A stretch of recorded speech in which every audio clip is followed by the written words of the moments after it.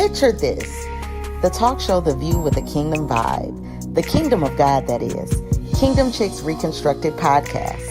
KCR is all about the kingdom. Wherever you are on your spiritual journey, or even if you're trying to discover spirituality, this is a safe space, a podcast that will give different perspectives and focus on the truth in the Word of God. I am your host, Ladina Chisholm, a kingdom chick reconstructed by God to share thoughts and perspectives on taboo topics that will provoke thought to edify the kingdom. We will have guests that will share their testimonies of triumph, overcoming, and resilience. Again, this is a safe, non-judgmental zone to have some real kingdom talk. Let's get radical for the kingdom.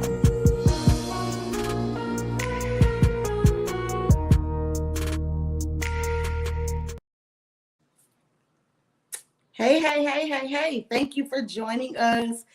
Y'all already know what it is. It is Memorial Day, but it is also Monday, which means that it is Kingdom time. So thank you for joining us. Thank you for joining me, Zion. I appreciate it. Please let me know if you can hear me. My volume was a little low, so please let me know if you can hear me in the comments.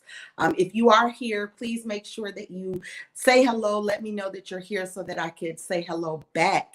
What's up, Sister D? Thank you for joining me. Thank you for this fly haircut. Thank you so much. I appreciate you. If you are here, please let me know that you're here so we can shout you out and we can say hello. And please also let me know if you can hear me. My volume was a little low, so I'm praying that this does not affect when my guest comes on. So please let me know if you can hear me. I don't want to continue until I can. Okay, awesome. You can hear me real good. All right. I don't know what that is about. So I hope and pray that it is not I'm gonna hold on a second, y'all, because hold on, y'all. I gotta fix my volume. My volume is very low. Let me see. I don't know how to do this. All right. Okay. All right, y'all. So as you guys know, we usually do a TikTok of the day to make sure that we are having something to show you, like kind of what the topic is going to be on the show.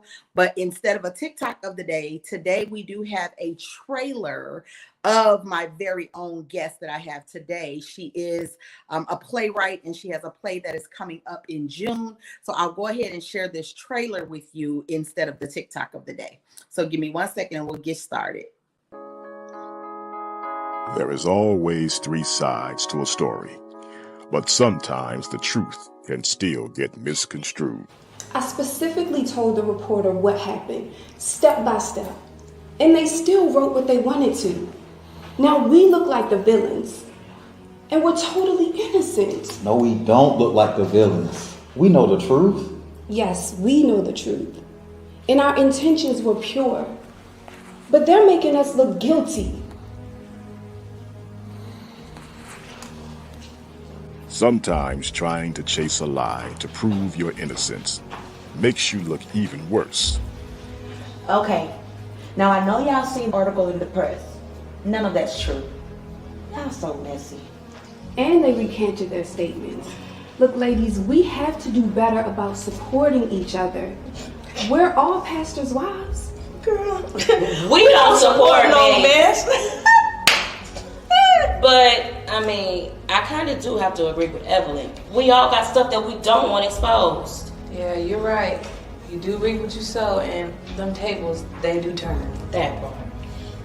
Just when it seems like the dust has settled, here comes the storm. Though we experienced some tumultuous things this week, now we can breathe and enjoy the rest of our session together as a group. Let's see what happens when we do things together. What? Good grief, Charlie Brown, look, you're on CNN. Your picture's plastered everywhere. Whoa, man, you just hit local news too. Wait a minute. I told you this.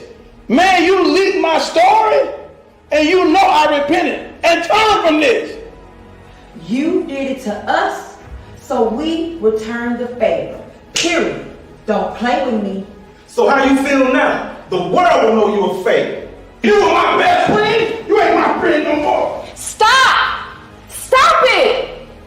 Look, God is I know we're all human, but this is too much going on right now. We need to gather ourselves together and pray. We're not going to let the enemy win the victory. In the world today, pastors and people in your place, there will always be someone that will seek to tear you down, especially if you are building something powerful. Each of these individuals have a dream to do great things, yet the obstacles seem unsurmountable. Who can they trust? Who will build them back up and restore shattered reputations? These and other questions will be answered on June 8th. Secrets behind the pastor's study.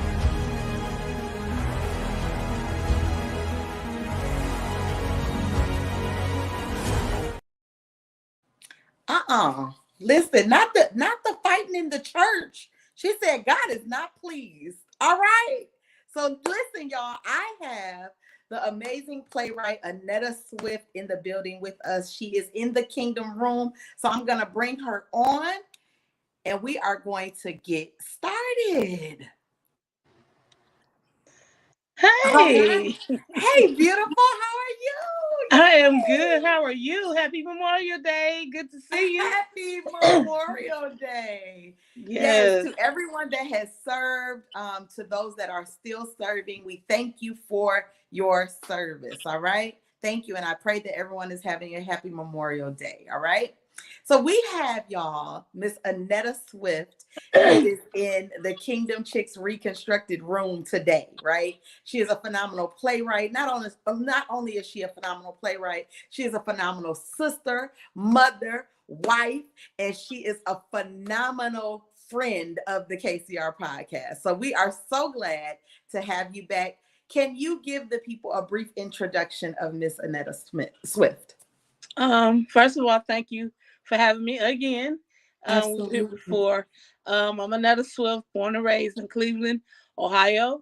We moved to Atlanta in '88, and life began to take a different twist in Atlanta, but I'm glad for the change.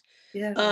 I went on to graduate from high school, Southwest DeKalb. I got out of there in '89. And then I wanted to do hair for a minute. Then I was like, nope, don't want to do that. Okay. So my dad was like, you going to get a job or you going to go to college? I was like, I don't want to go to college. So I really didn't want to go to college.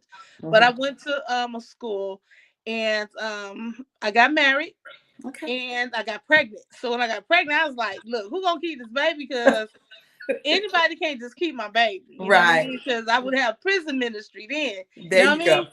So he said, well, I got it on this end. Let me get all my degrees. And once I get finished, then you can go back. And by the time he had finished, he's a thermometer now. So by the time he finished getting all those degrees, I had a daycare in my house, and it was like I was writing these books, and it was like, well, I want to do this. See where it goes, and here I am. Yeah, I love it. And I forgot, she is an author and a playwright and the founder of a nonprofit organization. So listen, y'all, it don't just stop at playwright. Like, she is doing a lot of things and a lot of different passionate things that she is doing. You just recently did, when you were here before, you did a play. What was the title of that play? Danger Zone. Danger Zone, right? Yep. So you did Danger Zone. And so we were able to highlight the Danger Zone and when you did that play. So now we have you again, and you are here to promote Behind the Pastor's Study. Yeah. But I want you to kind of run the people through, I would say, just like the plays that you have done and, you know, some of the things that you have done. You don't have to go through everything. I know that, you know, that would be a lot, you know, but just how you got into plays and, you know, when you started to do plays, because you started writing books first, correct? Right. Absolutely. Yeah. So I started writing in 2001 from a prophetic word that I received in 97. And that's all I wanted to do. I wanted to go from the book to the big screen. That's all I saw when I wrote. And when I became a member of my former church, the pastor at that time, he was like, well, if you could write a book, you can write a play. I was like, no, I can't. So they asked me to be on the drama team. in 2005. And Okay. so we were doing Christmas, Easter. And so we did a dinner theater, something he wanted to do. And from that, he was like, we got to go to the PAC. I was like, what's the PAC? And he was like, you can write a play for that. I was like, I can't write no play. Wow. And he was like, well, if you could do that, I said, well, can we do the play we did to make you want to do the PAC? And he was like, nope. He's like, you want me to preach the same service Sunday? I was like, nope. Come on. He said, well, there you go. And there was born, and I was pushed to do that. Did my first stage play at the Performing Arts Center in 2007. And we did one every year. He wanted another way to reach the people. His thing wasn't to make money.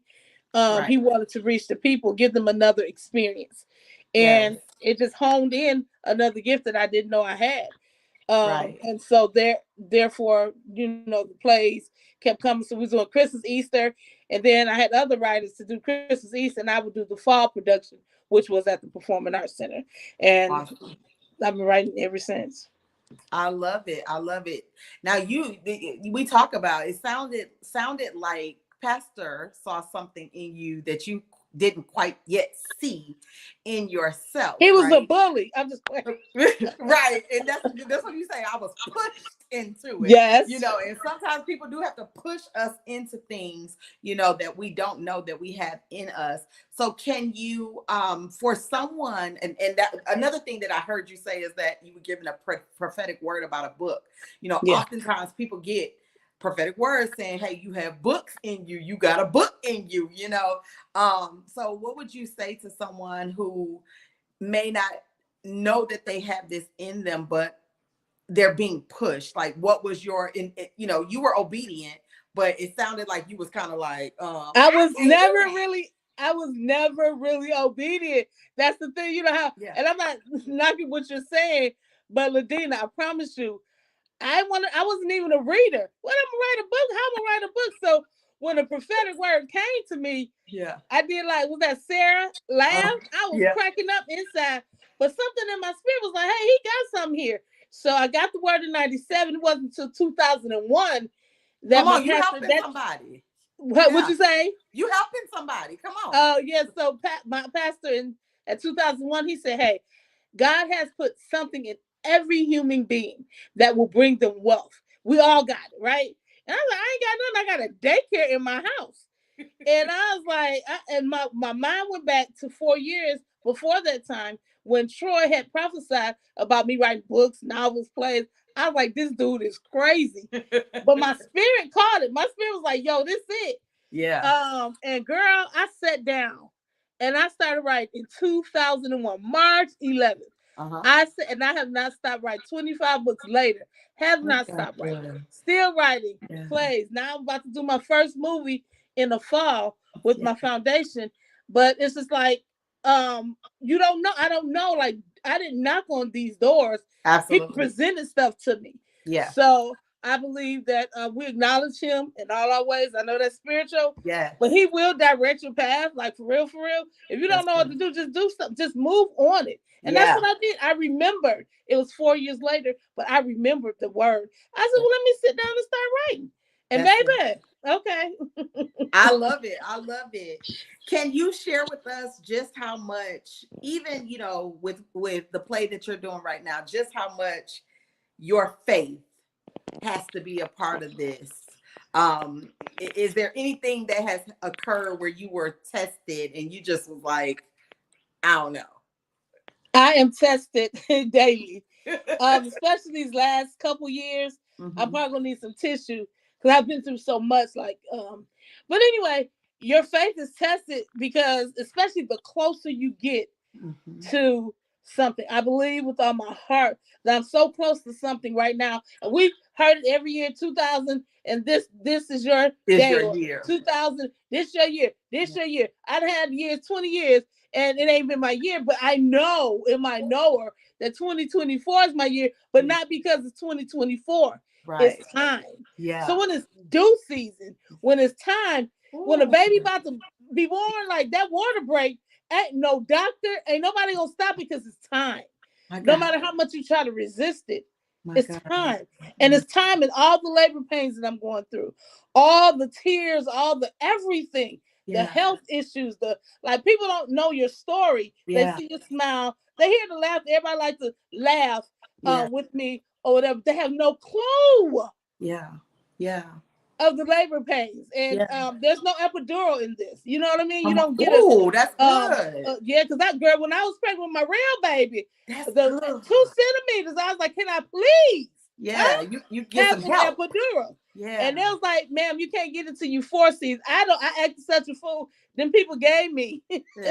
an Yes. epidural. But as much as I act a fool, God like, girl, you can get no epidural. You're going to push through this. And Come we're going on. to have this baby. Now, when does the baby come? I don't know, girl. Yeah. But when I tell you, this so real to me right now. Like, I love it though. No, this is the type of transparency that we need, because I think we get to the place where people see you and they see that you're still smiling and they see that you're still moving and that you're still writing plays and that you're still, working on your nonprofit and you're still doing things, right? And then they hear things like, oh yeah, now I'm about to do a movie, and they like, wow, but they don't understand what it no costs you. clue.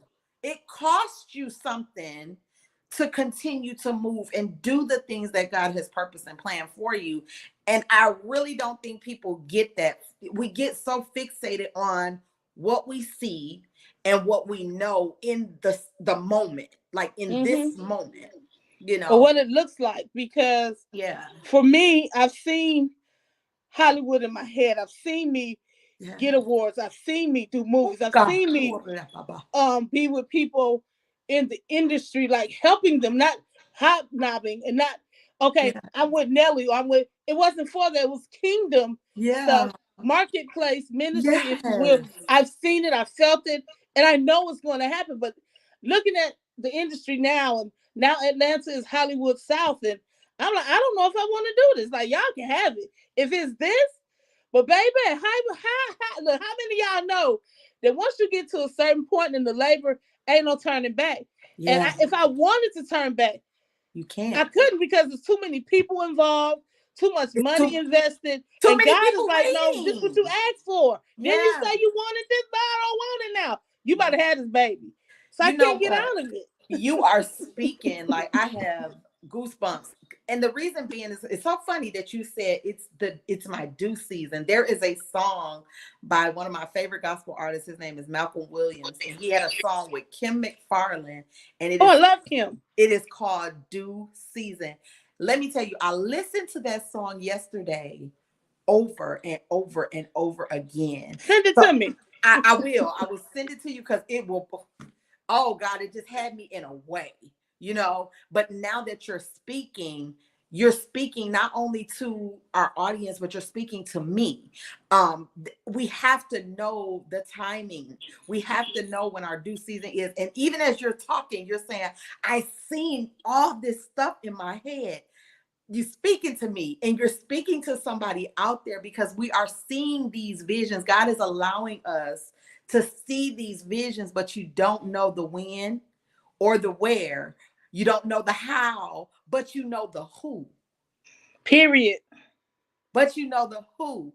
And for me, when I hear you talking, I feel like you couldn't do this without him. Man, I've been gone. I'd have been gone. Huh? Yeah. Like you say, you would have ran. You would have ran away from this. I love it. I'm telling you, like, it's so real for me. And I was like, even when I do like interviews to promote the show, it's like, y'all, what I'm like, people just don't know. It's easy to talk about it because it's like, this where I am for real. Like, this ain't no joke. Yeah. For me. It's not just something to do. It's not just, I'm promoting a play, or I'm trying to help somebody. Help me. Let's help each other, because it gets hard in labor. It does. It gets hard in labor. It is. The travailing, girl, bye. Yeah. Yes, ma'am. And that's why, as we were praying, God was leading me to. He to pray was. I was through my phone. Yeah, divine connect, like kingdom. Let's talk about it. Kingdom. When we are using these gifts and these talents that God has given us, right? We pray for a team. We pray for the divine connections. We need help. And what sis is saying right here is like, I'm doing this because I'm trying to get some help. I'm trying to get some people to help me so I can help them. And we trying to work together. She is in a place where she's trying to pull some things together and help and be a help so that she can get help, right? Talk about the play, because the trailer, when I tell you, I was like, oh no, oh, wait a minute. And my favorite part when she was like, God is not pleased. Let me tell you something. As soon as you get to acting up, especially when you acting up in the church, God is not pleased. And if you only in that moment can get out your feelings, you'll be like, oh, he is not pleased with me. And you be ashamed too. Yeah. So it was so real to me, but the trailer was amazing. And I was so glad that I was able to get it so I can make it a commercial and share it and let people know. But can you tell us about Behind the Pastor Study? So the book, which I wrote in 2008. Okay. And I want to put that out there because there's so much stuff that's in there that's right now that it's possible to be like, she wrote mine. No, I wrote in 2008. Before you say that, so where can they get the book from? The book and tickets to the show at thereadywriter.com. Okay. thereadywriter.com. And I think I got it in here, but go ahead. Yep. Okay. So I wrote the book. I don't like to say this because people think it's weird. I had my first outer body experience. And it was weird because I didn't know I was having it when I had it. And it's this one particular chapter in the book. I guess I just, how Paul say, I don't know if I was in the body or out of the body. Yeah. Like I didn't realize that I had left and I was in the scene of the book until my phone rang and it brought me out. Wow. And I answered my phone. Yeah, shit, yeah. And the person who was on the other line thought I was praying. They was like, thank you, Jesus. Thank you, Jesus. And I was like, shut up. I'm trying to make my prayer for you. I'm trying to figure out what just happened. What just happened? I said, girl, I was in this scene in this book. And she's still trying to go in. I ain't trying to go in. I just came out. You know what I mean? I'm trying to figure out what in the world was that. Wow. And so as I put the book out and everything, that is hilarious. It was like, okay. And everybody's like, girl, this is going to be a bestseller. And it is one of my best-selling books out of the 25. And that's because a lot of people don't know about the other ones. Neither here nor there. So last year at the Danger Zone, my executive producer was on stage with me, and he said, the pastor study going to be the next play. I'm like, no. The next year play gonna be passed. He had the book in his hand, telling people. I said, "That's not what's about to happen." Wow. And I remember one of my mentors told me in 2018. I went back to the, you can go in your inbox. I went back to when I asked her to read the book to review it, and she told me in 2018. She said, "This book is going to be a play." I shut her down because what I tell you, I want to go from book to the big screen. She said, this is going to be a play. I shut it down. Here we are in 2024. And what is it? A play. A play. So, and it was because I didn't have another script. And so I wrote it as a movie. I converted Pastor Study into a movie script. And I said, well, the cast can just read the movie script, which I had never done that before. So it was so many words and everybody's like, oh my God. So we condensed a lot of it because you can't put everything from the book into the movie or the play. Neither here nor there. In this book, in this play, the characters bring to life this guy named Jerry, who was a former pastor. But he wanted a safe haven for pastors. Because, we look at pastors and like, I can't believe Pastor so-and-so did this. Yeah. Or, oh, girl, I heard about Pastor so-and-so and Sister so-and-so. Or whatever the case may be. I can't stand pastors because he always make us. But people don't realize that pastors are human too. You know what I mean? Yeah. Like they are. My father was a pastor, and I've been close to several of my pastors. They human. Yeah, they are. My daddy cried. My daddy had moments. My daddy wanted to fight, but he couldn't because there was a different standard. Now my thing is the standard of holiness is God's ruler, not ours. We all supposed to live holy. You know what I'm saying? And there is a different level of accountability with the pastors, but they still need a safe haven. That's what Jerry does. What he wanted for himself was a safe haven. And so he bring these preachers out, no cost to them, all from around the country, 5 couples, and they come and they release. Wow. And baby, Do we they release? want to twist and sometimes the secrets behind the pastor study. Wow. So it's not gossipy, even though I didn't set it up to be gossipy. I set it up because you cannot heal something that you don't even deal with. Like if I don't say I have a lust problem, or if I don't say I have whatever the issue is, if I never confront it, you ain't got to tell your congregation. Right. You need to be able to go to somebody. Now, like I say in the book, in the play, and right now, this ain't for everybody. Everybody's pastor does not deal with this, but everybody's pastor is human. And it's not just for pastors, it's for leaders. If you're a leader in your home, you need this. Who do mom and daddies go to? You know what I'm saying? Yeah. Everybody, leaders on their job, in the Congress, everybody needs somebody. And this is just a safe haven to say, hey, not only do you have the issue, but you can be free of it. You don't have to hide. You don't have to commit suicide. Absolutely. You know what I mean? Yeah. You don't have to stay in the place that you're in. Right. Because God doesn't want us there. And everything I write, I want to bring hope. And I think it's just, I want everybody to come all my plays, everybody to get all my books. But this one is a little different for me because of the healing that I'm receiving from the book that I wrote all these years ago. Yeah. It's so relevant now. And I'm thanking God for the healing that I'm receiving, the cast is receiving, not all of them. Yes. But I've had some testimonials. So if you can imagine what the cast has experienced, baby, when the night of the play, it's about to be fusion in a good way. I love it. I love that. And now, how do you go about finding your cast? Like, do you have a rhyme or reason? How does that work for you? So I actually, a lot of times for Danger Zone, I handpick. I want her, I want him, I want him. I like them, I like them. And certain parts, like, if I lost somebody, now I got to replace them, so I would audition them. Gotcha. This play, I actually had auditions. I want to see what else was out there.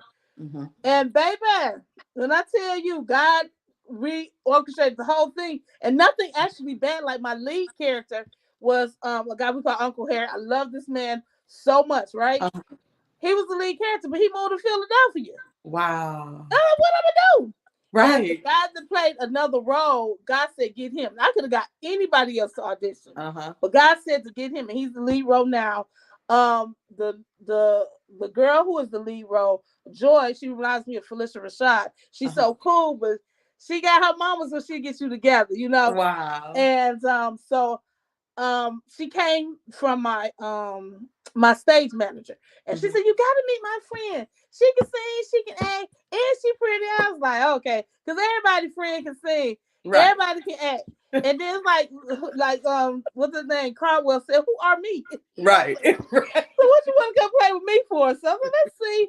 I don't know if she want to hang with us or whatever, because she's done movies and all this stuff, but she's been so gracious to be a part. So like a lot of the people that I had initially in the cast are no longer there. I know I've had to replace 6 people. Not all bad. One was kind of off. Nothing bad though. Yeah.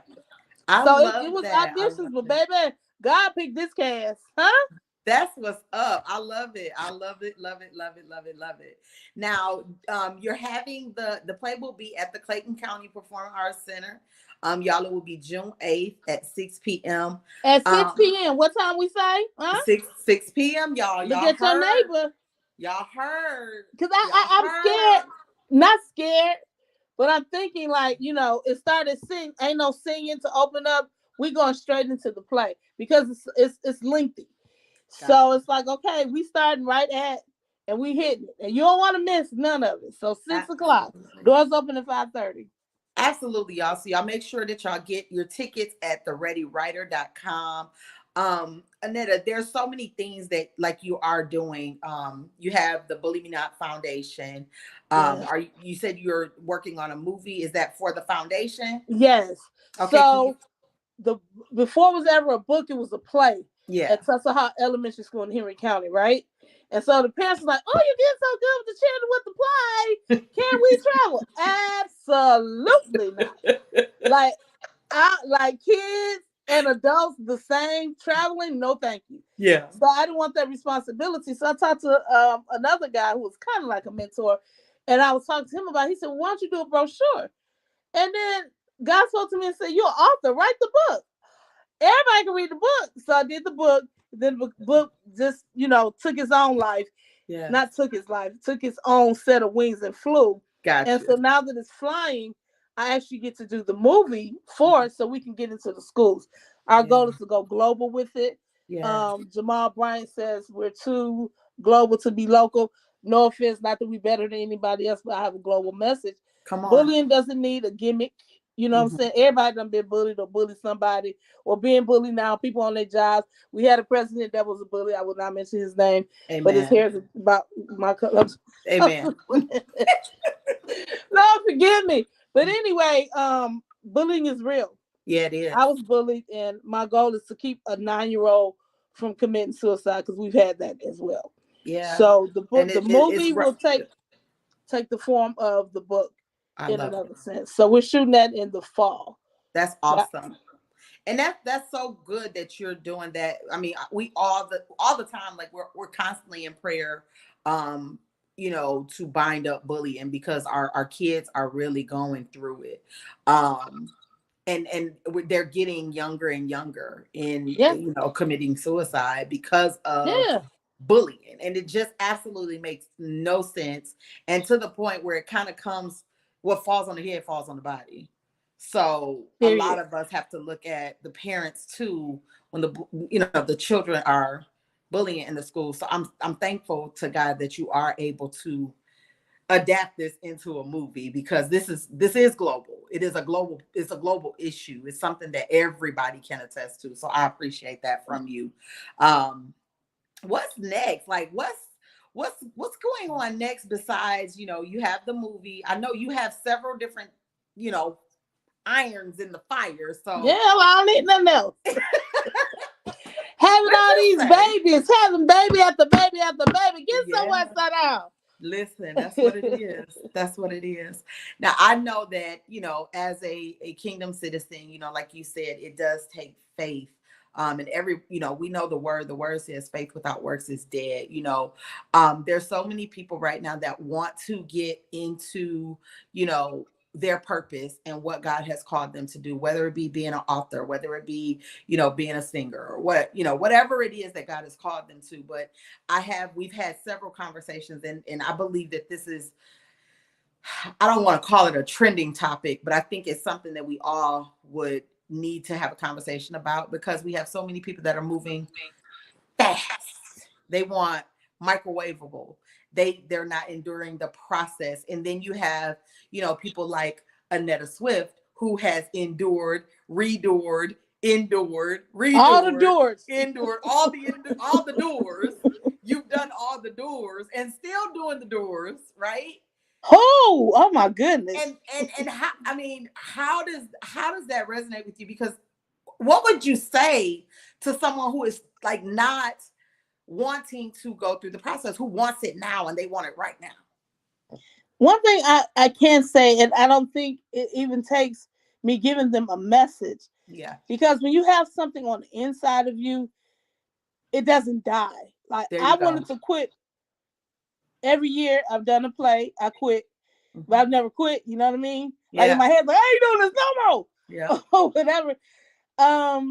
It wakes me up every day. So for me, I can't say, well, you need to do this or you need to do this or you should feel this way. It won't die. It just does not go away. It does not go away. Yeah. And even if it's okay, I quit and I'm shutting this down, somebody will email me and say, girl, I read one of your books and it did this to me. And girl, don't you stop writing. And it'd be like, dang, well, maybe I am, or maybe this is, whatever, Yeah. So I don't have like a remedy because I'm still processing myself. If I could get rid of the process, go from, the prophecy to the fulfillment of it, cool. Yeah. But there ain't nobody told me about all this in betweens, as my mom would say. There you go. That's a lot. That's a lot of, and somebody told me you're building muscle. You know what I mean? Yeah. So I guess I done built a whole bunch of Mercels. Yeah, absolutely. And that's where I'm going with this, y'all. You know, we're speaking to someone who went from, you know, not knowing what she really wants to do, going from wanting to do cosmetology, then to, you know, building her family and then having a daycare in her home. And then, she's writing books and babysitting children and having a daycare in the home, right? But then from there, she's 25 books in. How many plays? I have no idea. Listen, come on now. Have no idea. Just been That's because working. of my church, though. Like I told you, Christmas, Easter, VBS. Yeah, we but did it that's all. what I'm saying. Didn't So pay. she just been working, right? But needless to say, throughout all this, it's been a whole process and a journey for her, and she's still moving through her process and her journey. Yes. So I just want to encourage you, you know, if you have a vision, if you have things that you are trying to do, don't shortchange yourself and hijack your process. Go through the process, go through those growing pains, go through those, you know, uncomfortable moments, go through those uncomfortable seasons, because listen, it is building you. It's building you. It's building your muscle, right? So you can continue this work. And one thing I love that you are sharing and being transparent about is that, you know, you said, hey, I want to quit. Listen, it happens. It happens. Sometimes you say that unbeknownst that God is going to give you even more strength. Right. And for people like you, it's probably like the moment that you say you quit, it's like he give you another boost. Every time. Yeah. So I love that. Yeah. Yeah. So that I just want to encourage you all to continue to move. Don't lose that, you know. Thank you guys. I want to say hello to the people that are here. Thank you for joining us. We have Phyllis Green McElrath. That's my best friend. Hey best friend. She One says, of. yes, still writing. It is time. It's your time. Yes, due season. I love it. Claudia Smiles is here. Oh, Pastor Smiles. Hey, Pastor. Hello, Pastor. She says, in the body or out, Lord have mercy, you are too funny. She says, the book was amazing. Sister Phyllis said, yes, all pastors need someone to talk to. Amen. Dries, what's up? Thank you for joining us. He said, do it all. Zion asks, is this the only show date? Yes. I believe it is. Yes, I believe it is. We have Elena Royston in the building. That's my sis. Hey, boo. Hey, sister. She said yes. For now, that's the only show date. And y'all listen, if y'all are in the Metro Atlanta area, please support our friend at the KCR podcast, Sister Annetta Swift. She has been doing this for a long time. She has put in her work. She has done the due diligence. Please go out and support her. You can get your books and your tickets to the show at www.thereadywriter.com. If you are not already following her, she is on Facebook, I know for sure, and you can catch the trailer, or you can go and watch the replay to catch the trailer of the play Behind the Pastor's Study. All right.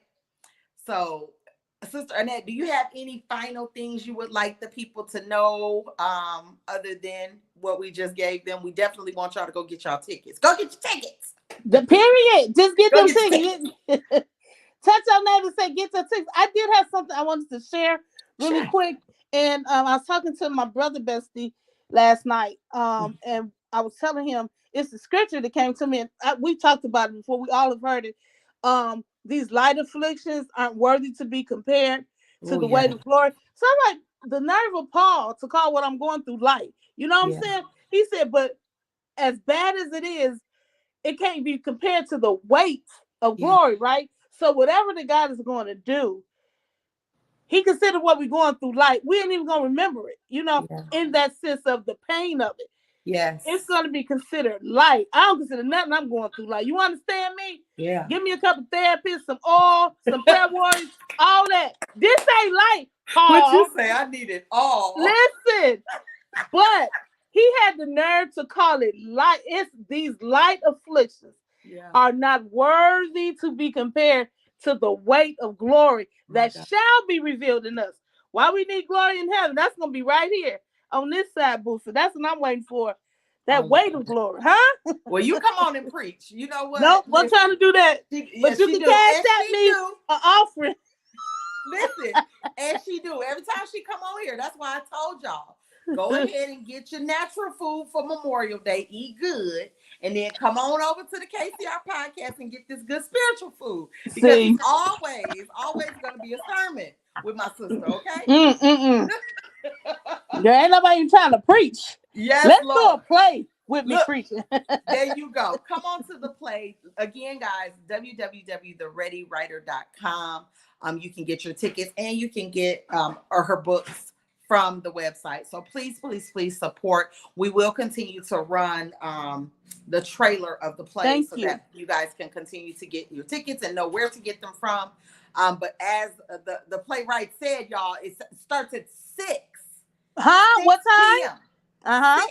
6 p.m. y'all. 6 p.m. Okay. Don't be coming in there at 7. It'll be an intermission. Right, and be mad.